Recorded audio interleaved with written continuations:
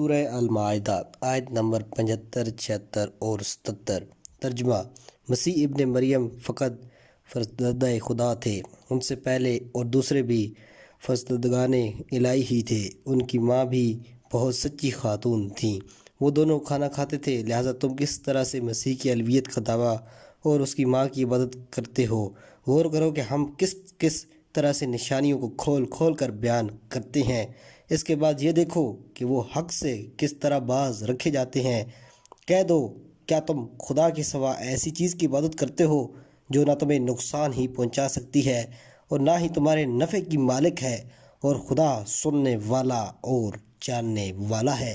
کہہ دو، اے اہل کتاب، تم اپنے دین میں غلو اور تجاوز نہ کرو اور حق کے سوا کچھ نہ کہو، اور ایسے لوگوں کی ہوا و ہوس کی پیروی نہ کرو جو اس سے پہلے خود بھی گمراہ ہو گئے اور دوسروں کو بھی گمراہ کر دیا اور سیدھے راستے سے منحرف ہو گئے۔ تفسیر: اس بحث کے بعد جو گزشتہ آیت میں حضرت مسیح کے بارے میں عیسائیوں کے غلو اور ان کے الوہیت کے اعتقاد سے متعلق گزری ہیں، ان آیات میں واضح دلائل سے چند مختصر جملوں میں ان کے اس عقیدے کو باطل کرتا ہے۔ پہلے کہتا ہے کہ مسیح اور باقی انبیاء کے درمیان کیا فرق ہے کہ جس کی وجہ سے تم مسیح کی الوہیت کا عقیدہ رکھتے ہو؟ مسیح ابن مریم بھی خدا کے ایک رسول ہی تھے، اور ان سے پہلے بھی خدا کی طرف سے رسول اور اس کے دیگر فرزندگان آتے رہے ہیں۔ اگر خدا کی طرف سے رسول ہونا الوہیت اور شرک کی دلیل ہے تو پھر باقی انبیاء کے متعلق بھی اس چیز کے قائل کیوں نہیں ہوتے؟ لیکن ہم جانتے ہیں کہ کجر و عیسائی ہرگز اس بات پر قانے نہیں ہیں کہ حضرت عیسیٰ کو فقط ایک فرزندہ خدا رسول جانے، بلکہ ان کا عام عقیدہ کہ جس پر وہ فعلاً قائم ہیں یہ ہے کہ وہ انہیں خدا کا بیٹا اور ایک برمانی میں خود خدا سمجھتے ہیں، جو کہ بشریت کے گناہوں کو خریدنے کے لیے نہ کہ ان کی ہدایت اور رہبری کے لیے آیا ہے۔ اس لیے وہ اس کو پادی نو بشر کے گناہوں کا فدیہ ہونے والے کا لقب دیتے ہیں۔ اس کے بعد اس بات کی تائید کے لیے ارشاد ہوتا ہے، اس کی ماں بہت ہی سچی خاتون تھی۔ یہ اس بات کی طرف اشارہ ہے کہ اولاً تو وہ شخص کہ جس کی کوئی ماں ہے اور وہ ایک عورت کے شکل میں پرورش پاتا ہے اور بہت سے خوائج و ضروریات رکھتا ہے، وہ کس طرح خدا ہو سکتا ہے؟ اور دوسرے یہ کہ اگر اس کی ماں قابل احترام ہے تو وہ اس بنا پر ہے کہ وہ بھی مسیح کی رسالت کے دوران ان سے ہم آہنگ تھیں اور کار رسالت میں ان کی مددگار تھیں، تو اس طرح سے وہ بھی خدا کی ایک خاص بندہ ہی تھیں، لہٰذا ان کی ایک معبود کی طرح سے عبادت پرستش نہیں کرنی چاہیے، جیسا کہ عیسائیوں میں رائج ہے کہ وہ ان کے مجسمے کے سامنے عبادت اور پرستش کی حد تک خضوع کرتے ہیں۔ اس کے بعد عیسیٰ کی ربوبیت کی نفی کی ہے اور ایک اور دلیل کی طرف اشارہ کرتے ہوئے فرمایا، وہ ان کی ماں دونوں کھانا کھاتے تھے۔ تو جو شخص اتنا مجاہد ہے کہ اگر چند دن اسے کھانا نہ ملے تو اس میں چلنے پھرنے کی بھی طاقت نہ رہے، وہ کس طرح سے پروردگار یا خدا کے ہم پلہ ہو سکتا ہے؟ آیت کے آخر میں ایک طرف تو ان کے دلائل کے واضح ہونے کی طرف اشارہ ہے اور دوسری طرف ان واضح و اشکار دلائل کے مقابلے میں ان کی ہٹ درمی، سختی اور نادانی کی طرف اشارہ کرتے ہوئے کہتا ہے، ذرا دیکھو تو صحیح ہم کس طرح ان کے لیے دلائل کو وضاحت کے ساتھ کھول کھول کر بیان کرتے ہیں، اور اس کے بعد یہ دیکھو کہ وہ کس طرح حق قبول کرنے سے روگردانی کرتے ہیں۔ بنابر ان دو جملوں میں عنصر کی تکرار اس بات کی طرف اشارہ ہے کہ ایک طرف تو ان روشن اور واضح دلائل پر غور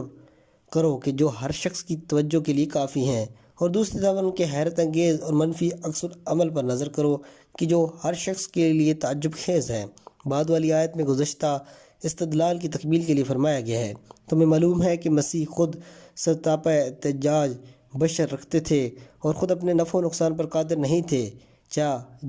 کہ وہ تمہارے نفع و نقصان پر قادر ہوں۔ اسی بنا پر وہ بارہا دشمنوں کے ہاتھوں میں گرفتار ہوئے یا ان کے دوست گرفتار ہوئے۔ اگر لطف خدا ان کے شامل حال نہ ہوتا تو وہ ایک قدم بھی نہیں اٹھا سکتے تھے۔ آخر میں انہیں اس خطرے سے آگاہ کرتا ہے کہ خبردار کہیں یہ گمان نہ کر لینا کہ خدا تمہاری ناروا باتوں کو سنتا نہیں ہے یا وہ تمہارے باطن سے آگاہ نہیں ہے، خدا سننے والا اور عالم اور دانا بھی ہے۔ یہ بات خاص طور پر قابل توجہ ہے کہ مسیح کے بشر ہونے اور ان کی مادی اور جسمانی ضروریات اور احتجاج کا مسئلہ کہ جس کا قرآن نے ان دوسری آیات میں تذکرہ کی ہے، حضرت عیسیٰ کی خدائی کا دعویٰ کرنے والے عیسائیوں کے لیے بہت بڑی مشکل میں سے ایک ہے کہ جس کی توجیہ کے لیے وہ بہت ہی ہاتھ پاؤں مارتے ہیں، اور بعض اوقات وہ مجبور ہو جاتے ہیں کہ حضرت عیسیٰ کے لیے جنبوں کے قائل ہوں۔ جنب لہوت اور دوسرے جنب نسوات، جنب لاوات کی نظر سے وہ خدا کے بیٹے ہیں اور خود خدا ہیں، اور ناسوات کی نظر سے جسم اور مخلوقی خدا ہیں، اور اسی قسم کی دوسری چوتھیات کی جو ان کی منطق کے ضاع اور نادرستی کی بہترین مظہر ہے۔ اس نقطے کی طرف بھی توجہ کرنی چاہیے کہ آیت میں لفظ من کی بجائے ماں استعمال ہوا ہے، جو عام طور پر غیر ذی القول موجودات کے لیے ذکر ہوتا ہے۔ یہ تعبیر شاید اسی بنا پر ہو کہ باقی معبودوں اور بتوں کو بھی جو پتھر اور لکڑی سے بنے ہوئے ہیں اس جملے کی عمومیت میں داخل کرتے ہوئے یہ کہا جائے کہ اگر مخلوق کی پرستش جائز ہو تو پھر بت پرستوں کی بت پرستی بھی جائز شمار کی جائے، کیونکہ مخلوق ہونے میں سب سے برابر ہے اور مساوی ہے، اور حقیقت میں حضرت مسیح کی الوہیت پر ایمان ایک طرح کی بت پرستی ہی ہے، نہ کہ خدا پرستی۔ انبیاء کے بارے میں غلو کے سلسلے میں روشن دلائل سے اہل کتاب کا استشباہ واضح ہو جانے کے بعد پیغمبر کو حکم دیا گیا ہے کہ انہیں دعوت دو کہ وہ اس راستے سے عملی طور پر پلٹ آئیں۔ فرمایا گیا ہے، کہہ دو کہ اے اہل کتاب، اپنے دین میں غلو نہ کرو اور حد سے تجاوز نہ کرو اور حق کے علاوہ کوئی بات نہ کہو۔ البتہ عیسائیوں کا غلو تو واضح ہے، باقی رہا یہودیوں کا غلو کہ اہل کتاب کا خطاب ان کے بارے میں بھی ہے، تو بعید نہیں ہے کہ یہ اس بات کی طرف اشارہ ہو جو وہ عزیر کے بارے میں کہتے تھے اور اسے خدا کا بیٹا سمجھتے تھے، چونکہ غلو کا سرچشمہ عموماً گمراہ لوگوں کی ہوا و ہوس کی پیروی کرنا ہے، اور اسی لیے اس گفتگو کی تکمیل کے لیے فرمایا گیا ہے، اس قوم کی خواہشات کی پیروی نہ کرو کہ جو تم سے پہلے گمراہ ہوئی، اور انہوں نے بہت سے لوگوں کو بھی گمراہ کیا اور جو رائے مستقیم سے منحرف ہو گئے۔ یہ جملہ حقیقت میں ایک ایسی چیز کی طرف اشارہ ہے جو مسیحیت کی تاریخ میں بھی منعکس ہے۔ مثلاً سلیس اور حضرت عیسیٰ کے بارے میں غلو مسیحیت کی ابتدائی صدیوں میں ان کے درمیان وجود نہیں رکھتا تھا، بلکہ جب ہندوستان کے بت پرست اور ان کی مانند دوسرے لوگوں نے دین مسیحیت اختیار کیا تو انہوں نے اپنے سابقہ دین میں سے باقی ماندہ ایک چیز یعنی سلیس شرک کو مسیحیت میں شامل کر دیا۔ لہٰذا ہم دیکھتے ہیں کہ سلوس ہندی، تین خداؤں، برما، وشنو، سیفا پر ایمان تاریخی لحاظ سے سلیس مسیحیت سے پہلے تھا، اور در حقیقت یہ اسی کی عکاسی ہے۔ سورہ توبہ کی آیت 30 میں بھی یہود و نصارہ کے عزیر و عیسیٰ کے بارے میں غلو کے ذکر کے بعد ہے کہ ان کی باتیں گزشتہ کفار کی باتوں سے مشابہت رکھتی ہیں۔ اس عبارت میں لفظ ظلماً ان کفار کے بارے میں ہے کہ جن سے اہل کتاب نے غلو کا اقتباس کیا تھا، اور یہ لفظ 2 مرتبہ آیا ہے۔ ممکن ہے کہ یہ تکرار تائید کے لیے ہو